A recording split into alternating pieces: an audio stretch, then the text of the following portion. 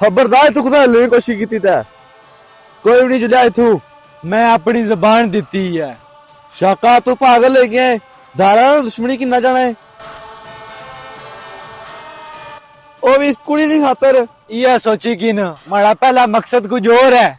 दारा तो ये जानी मारी उठसी अगर दारा को बची गए तो पाकिस्तानी फौज मारी उठसी असा कदों नहीं जान अपनी हथेली पर चाहिए फिरने कम वक्त कोई किन्ना ही नहीं। मिगी पता सी एक कुड़ी थी मौत ने करीब की जासी।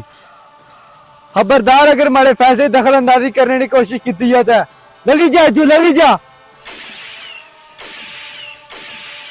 तू असा में गोली चलाइया अपने साथियों पर चलाइया नहीं गोलियां लगी जा जो लगी जा।